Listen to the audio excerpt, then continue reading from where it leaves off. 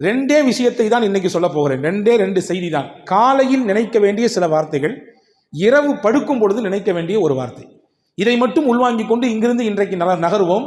இது ஒரு ரொம்ப உங்களுக்கு ஒரு பாசிட்டிவ் எனர்ஜியை கொடுக்கும் என்று நான் நம்புகிறேன். முதல் விஷயம் என்ன, இன்னைக்கு தியான கூடங்கள் நிறைய நடக்குது பார்த்தீங்களா? வாங்க நாங்கள் ஒரு சொல்லித்தரோம், இவ்வளோ ஃபீஸ் கட்டுங்க, ஒரு நாள் ஃபுல்லாக உட்காருங்க என்றெல்லாம் கூட்டிகிட்டு போய் தியான கூடங்கள் நடத்தி அவர்களுடைய அந்த சில கவலைகளுக்கு, கஷ்டங்களுக்கு, நெருக்கடிகளுக்கெல்லாம் தீர்வை சொல்வதை போன்று ஒரு கட்டமைப்பு இருக்குது. ஆனால் அப்படி தியான கூட நமக்கு தேவையில்லை. ஒரு தனியாக ஒரு இடத்துல உட்கார்ந்து நாம் அல்லாஹ்வை கொஞ்ச நேரம் நமக்கு தெரிந்த திக்ருகளை சொன்னால் போதுமானது. மனதிற்கு தானாக நிம்மதியையும் அமைதியையும் அல்லாஹ் தந்து விடுவான். தஃப்சீர் குர்துபி என்று ஒரு நூல் இருக்குது. திருக்குர்ஆனுடைய விரிவுரைகளிலே பல விரிவுரைகள், அதிலே இது ஒன்று. அந்த விரிவுரையிலே ஒரு செய்தி இருக்கிறது. இன்னைக்கு ஓதப்பட்ட சூரா அல் கஹ்ஃபினுடைய ஒரு வசனத்திற்கு கீழே அந்த செய்தி வருகிறது. ஃபலவுலா இத்தஹல்த ஜன்னதக குல்த மாஷா அல்லாஹ் என்று துவங்கக்கூடிய அந்த வசனத்துக்கு கீழே இந்த செய்தி இடம்பெறுது. என்ன செய்தி அப்படின்னா, யார் ஒருத்தர் டெய்லி காலையில் 4 தஸ்பீஹ் செய்கிறாரோ அல்லாஹ் 4 விதமான பாதுகாப்பு அந்த மனுஷனுக்கு தருவான். நீங்கள் பார்க்குறத பார்த்தா தெரியுது, டெய்லி காலையில் செய்கிறது சரிதான், ஆனால் எந்திரிச்சாதான் செய்கிறது, எந்திக்கிறதே பெரிய பாடாக இருக்க என்று நமக்கு நினைப்பு இருக்குது. ஆனால் இந்தந்த பிரச்சனைகளிலிருந்து நாம் வெளியே வர வேண்டும் என்றால் நிச்சயம் எந்திரிக்க வேண்டும், சொல்லியாக வேண்டும். 4 தஸ்பீஹ் என்னவெல்லாம் அது? முதல் விஷயம் என்ன, மனிதனுக்கு மிகப்பெரிய ஆபத்தை தரக்கூடிய வஸ்துக்களிலே ஒன்று கண்பாடு. கண் இருக்குல்ல, ஒருத்தர் பார்க்கக்கூடிய பார்வையினால பிரச்சனை வரும். நீங்கள் சொல்லலாம் கண்ணெல்லாம் சும்மாங்க, அதெல்லாம் யார் நம்புவா அப்படின்னு சொல்லலாம். ஹதீஸிலே வந்திருக்கிறது, சஹல் இப்னு ஹனீஃப் என்று சொல்லக்கூடிய ஒரு நபி தோழர், ரொம்ப பார்க்கறதுக்கு நல்ல வசீகர தோற்றம், பார்க்க ரொம்ப அழகாக இருப்பார். அந்த தோற்ற பொலிவு அப்படியே கண்ணை கவரக்கூடிய விதத்திலே இருக்கும். அவர் ஒரு நாள் திறந்த வெளி குளியல் அறையில் நின்று குளித்து கொண்டிருந்தார். திறந்த வெளி குளியல். அந்த வழியாக ஒருத்தர் வந்தார். அவருக்கு பேர் ஆமிர் இப்னு ரபியா. அவரை பார்த்த உடனே இந்த மாதிரி ஒரு பேரழகரை நான் உலகத்தில் பார்த்ததே இல்லையே, இம்புட்டு அழகா இருக்கிறாரு என்று அப்படி ஏங்கி சொன்னார். சொன்னி முடிச்சது தான் தாமதம். குளித்து கொண்டிருந்த அந்த சஹல் இப்னு ஹனீஃப் என்று அப்படி பொத்துன்னு மயக்க முடி கீழே விழுந்துட்டார். கீழே விழுந்தா மூச்சு பேச்சு இல்லை, எந்திரிக்க மாட்டேங்கிறாரு.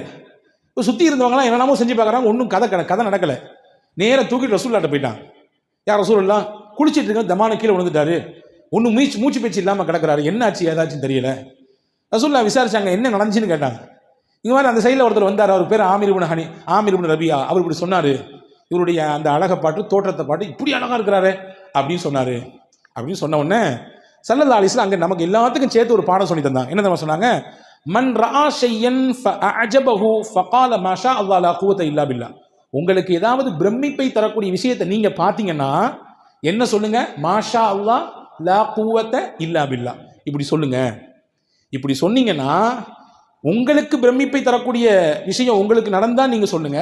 அல்லது நமக்கு தெரியும்ல, நம்மள்ட்ட இது அழகா இருக்குது, இன்னைக்கு போட்டிருக்க ட்ரெஸ் நல்லா இருக்குது, நம்ம வாங்கியிருக்கக்கூடிய கார் நல்லா இருக்குது, நம்ம வச்சிருக்கக்கூடிய பைக் நல்லா இருக்குது, நம்ம கட்டியிருக்கக்கூடிய வீடு நல்லா இருக்குது அப்படின்னு நமக்கு தெரியும். நீங்க எல்லாம் முடிச்சு இந்த விஷயத்தை செஞ்சிருங்க. மாஷா அல்லாஹ் லா குவத்த இல்லா பில்லா இப்படி சொல்லிட்டீங்கன்னா என்ன நடக்கும்? கண் பாடிலிருந்து என்ன பிரச்சனை ஏற்படுமோ அதெல்லாம் ஏற்படாது. கண்ணினால் என்ன பிரச்சனை ஏற்படுமோ அது ஏற்படாது. இதை சொல்லிவிடுங்கள் என்று பெருமானார் ஸல்லல்லாஹு அலைஹி வஸல்லம் சொல்லிட்டு அடுத்து நடந்ததுதான் செய்தி. இந்த ஆமிர் இப்னு ரபியாவை பக்கத்தில் கூப்பிட்டு அவரை ஒது செய்ய சொன்னாங்க. தண்ணீரை வச்சு ஒது செய்ய சொன்னாங்க. அவருடைய முகம், கை, கால் எல்லாத்தையும் கழுகினார். ஒரு அறிவிப்பிலே வந்திருக்கு, அவருடைய உடலை முழுக்க கழுக சொன்னார்கள். கழுகி அந்த தண்ணீரை தூக்கி அந்த படுத்து கிடந்தார், மூச்சு பேச்சு இல்லாமல் அவர் மேலே அப்படி ஊற்றி விட்டாங்க. டபார்னு முடிச்சிட்டாரு. மற்ற தண்ணியெல்லாம் அடிச்சு பார்க்குறாங்க, முடிக்கல. இவருடைய உடம்பிலிருந்து பட்டு வந்த நீரை தூக்கி ஊட்டினார்கள். மயங்கி கிடந்த அந்த சஹல் இப்னு ஹனீஃப் என்ற சஹாபி எழுந்தார். பெருமானார் ஸல்லல்லாஹு அலைஹி வஸல்லம் லில் ஐனி ஹக்குன், கண்ணுக்கும் சில விஷயங்கள் இருக்கிறது, எனவே அந்த விஷயத்தில் நீங்கள் கவனமாக இருங்கள் என்று பெருமானார் ஸல்லல்லாஹு அலைஹி வஸல்லம் சொல்லி தந்தாங்க. எனவே தான் நம்முடைய முன்னோர்கள் எல்லாம் வீடுகளுக்கு முன்னால் சில வாசகங்களை பொறித்திருப்பார்கள். வஹப் பின் முனப்பஹ் என்று சொல்லக்கூடிய மிகச்சிறந்த மார்க்க அறிஞர்களில் கட்டுப்பட்ட தாபீன்களுடைய வரிசையில் வரக்கூடியவர், அவருடைய வீட்டுக்கு முன்னாடி எழுதி போட்டிருப்பாராம். என்ன இதை? மாஷா அல்லாஹ் லா குவத்த இல்லா பில்லா. ஏன் எழுதி போட்டிருக்காரு?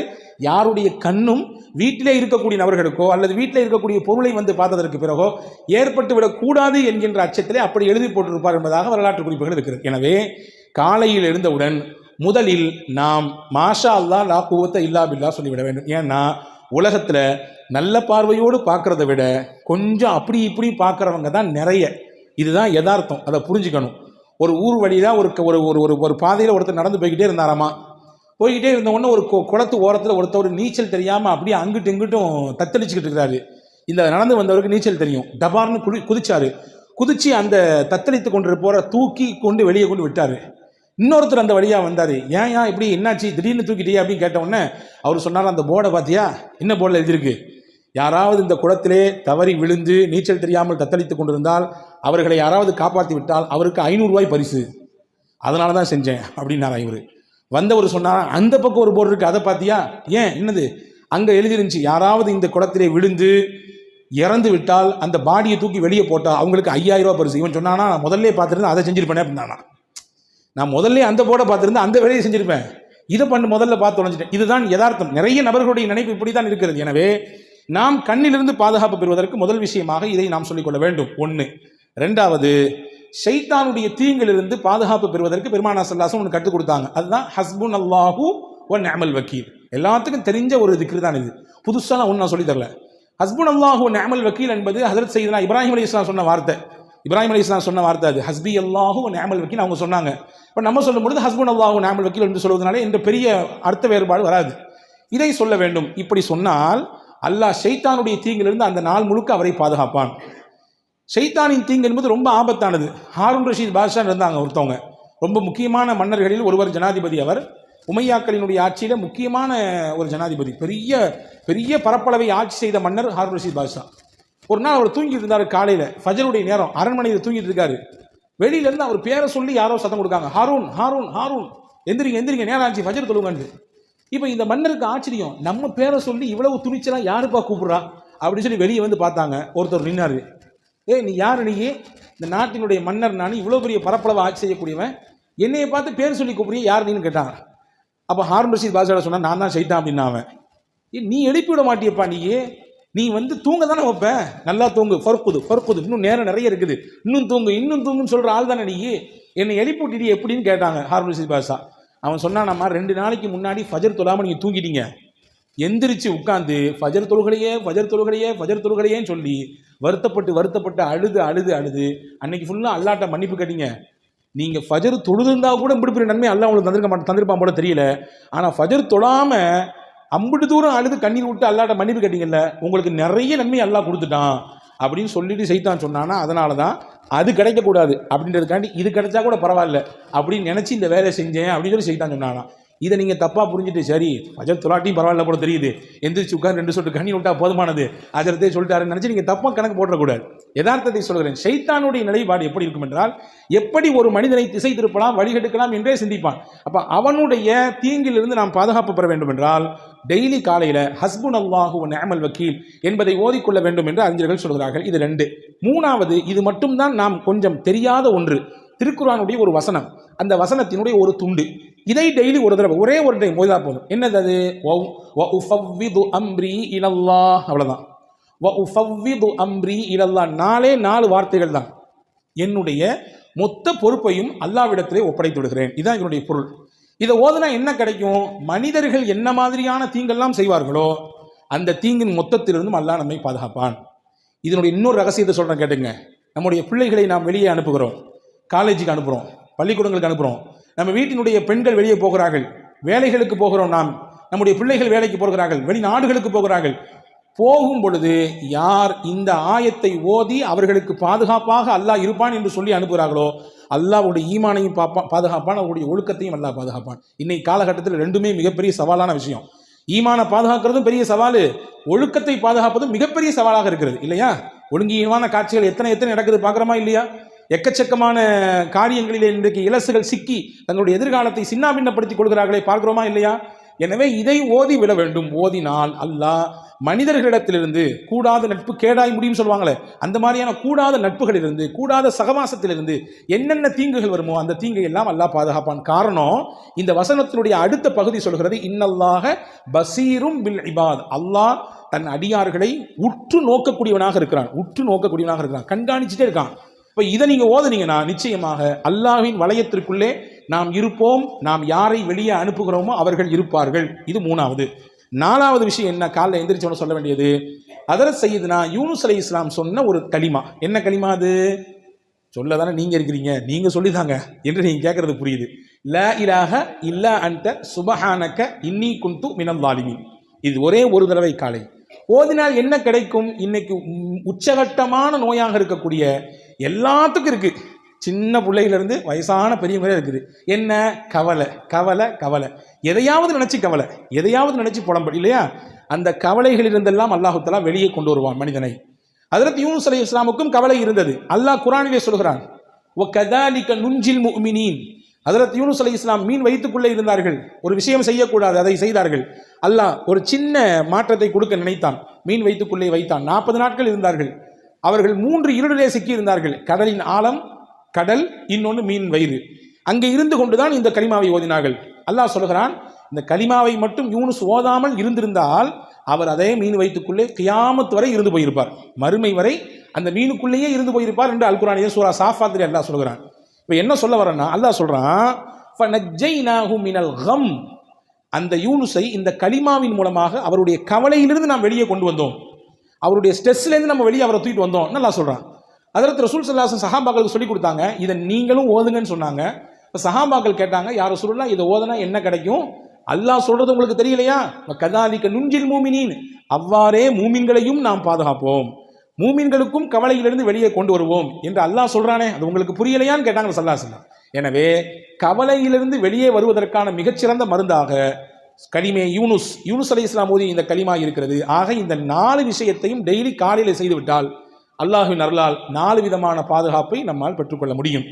முதல்ல சொல்லிட்டா ரிமைனிங் பண்ணட்டுமா? முதல் விஷயம் என்ன என்றால், கண் பாடிலிருந்து பாதுகாப்பு பெறுவதற்கு மாஷா அல்லாஹ் லா குவத்த இல்லா பில்லா. ஷைத்தான் புறத்திலிருந்து அவனுடைய கேடுகளிலிருந்து பாதுகாப்பு பெறுவதற்கு இப்ராஹிம் அலைஹிஸ்ஸலாம் ஓதிய ஹஸ்புன் அல்லாஹ் வ நிஅமல் வக்கீல். மூணாவது, மனிதர்களின் தீங்கிலிருந்து நமக்கு பாதுகாப்பு கிடைப்பதற்கு, நம் பிள்ளைகளின் ஒழுக்கமும் அவர்களுடைய ஈமானும் பாதுகாப்பு பெறுவதற்கு குர்ஆனினுடைய வசனமாக இருக்கிற வ உஃபவ்விது அம்ரி இலல்லாஹ். நாலாவது, கவலை, நெருக்கடி, கஷ்டம் இதுவெல்லாம் நீங்குவதற்கு ஹஜ்ரத் யூனுஸ் அலைஹிஸ்ஸலாம் ஓதின லா இலாஹ இல்லா அன்த சுப்ஹானக இன்னி குன்து மினல் ஸாலிமீன். இது காலையில் செய்ய வேண்டிய 4 விஷயம்.